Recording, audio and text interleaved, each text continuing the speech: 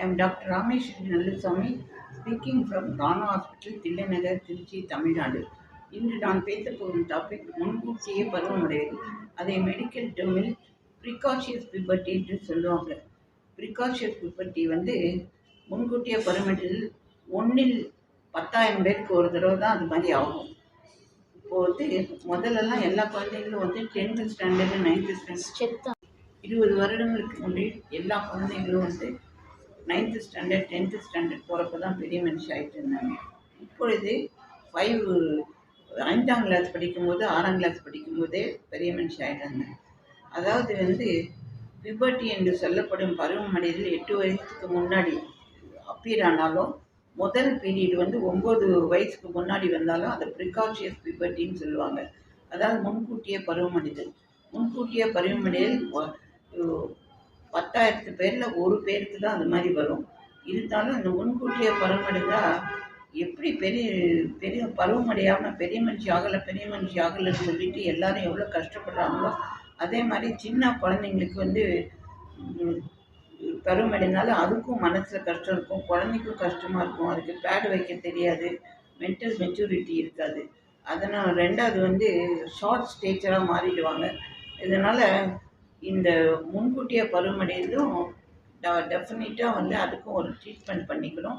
அது என்ன முன்கூட்டியே பருவமடையாளர்கள் என்றதை கண்டுபிடிச்சிக்கணும். கண்டுபிடிச்சி அதுக்கு ஏற்றபடி ட்ரீட்மெண்ட் பண்ணிக்கணும். இது 2 காரணத்தால் வரும். ஒன்று கொனோடோட்ரோபின் டிபெண்டன்ட், கொனோடோட்ரோபின் இண்டிபெண்டன்ட் அப்படின்னு இருக்குது. கொனோடோட்ரோபின் டிபெண்டன்ட்டில் என்னென்னா இடியோபதிக், எந்த விதமான காரணமும் இல்லாமல் அந்த குழந்தை பெரிய பூப்படைந்து விடும். அது இடியோபதிக்குன்னு சொல்லுவாங்க. இன்னொன்று some malformation in the brain, some tumour in the brain, hypothalamus pituitary ஏதாவது மெச்சூர் ஆகிறது, கொனோடோட்ரோபின் ரிலீஸ் ஹார்மோன்ஸ் எல்லாம் கொனோடோட்ரோபின்ஸ் நிறைய ரிலீஸ் ஆகிறதால இது மாதிரி வரும். இன்னொன்று கொனோடோட்ரோபின் இண்டிபெண்டன்ட், அது அதுக்கு பிட்யூட்ரிக்கும் ஹைப்போதாலமஸுக்கும் சம்மந்தம் கிடையாது. அதாவது ஒவேரியன் டியூமர், வயிற்றில் கட்டி இருந்தால் அதனால் வரும். இன்னொன்று அட்ரினலில் ஈஸ்ட்ரோஜன் செக்ரீட்டிங் அதிகமாக ஏதாவது இருந்தால் வரும். இந்த மாதிரி காரணத்தால் வரும். இது கட்டி இது கிரானுலோசா டியூமர், தீக்கா செல் டியூமர் அதனால் வருதில்லை, ஏதாவது டியூமர் இது வரும். இந்த மாதிரி சின்ன வயசில் பெரிய மனுஷி ஆச்சுன்னா அந்த குழந்தை மெச்சூர் ஆனாலும் சீக்கிரமாக அந்த போன் எஃபிசியன்ஸ்லாம் ஃபியூஸ் ஆகிடும். அதனால் ஷார்ட் ஸ்டேச்சராக மாறிடும். அதனால் வயசுக்கு முன்னாடி வந்ததுன்னா அதுக்கு எந்த காரணத்தால் இது மாதிரி வருதுன்னு சொல்லி இன்வெஸ்டிகேஷன் பண்ணிக்கணும். இன்வெஸ்டிகேஷன் பண்ணி 2வது சின்ன வயசுலேருந்து மெனிஞ்சைட்டிஸ், என்கஃபைலைட்டிஸ் இது மாதிரி வந்தாலும் இது மாதிரி வர்றதுக்கு சான்ஸ் இருக்குது. இதை தவிர நிறைய சிண்ட்ரோம்ஸ் எல்லாம் இருக்குது. அதாவது உடம்புல பேட்ச் பேட்சாக ப்ரௌனாக வரும், தலை அந்த மாதிரி 2-3 சிண்ட்ரோம் இருக்குது. அந்த சிண்ட்ரோமாலேயும் அது மெடிக்கல் டேர்ம்ஸு அது அந்த மாதிரி ஏதாவது இருந்தாலும் இந்த மாதிரி ப்ரிகாஷியஸ் பிபர்ட்டி, அதாவது சீக்கிரமாக முதல்ல இந்த மாதிரி சீக்கிரம் வயசுக்கு முதல் மாதவிடாய் சீக்கிரமாக வந்துவிட்டால் டாக்டர்கிட்ட காமிச்சு இன்வெஸ்டிகேஷன் பண்ணிக்கணும்.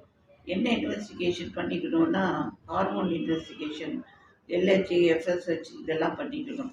அப்டாமினல் இது அல்ட்ராசோனோகிராம் எடுத்து வயிற்றில் ஏதாவது கட்டி இருக்கான்னு சொல்லி பார்த்துக்கணும். எம்ஆர்ஐ பிரைன் ஃபார் நெசசிட்டி கேசஸ்க்கு எம்ஆர்ஐ பிரைன் பண்ணிக்கணும். இந்த ட்ரீட்மெண்ட் என்ன ட்ரீட்மெண்ட் பண்ணலான்னா கொனோடோட்ரோபின் டிபெண்ட்டாக இருந்ததுன்னு வச்சுக்கோங்க.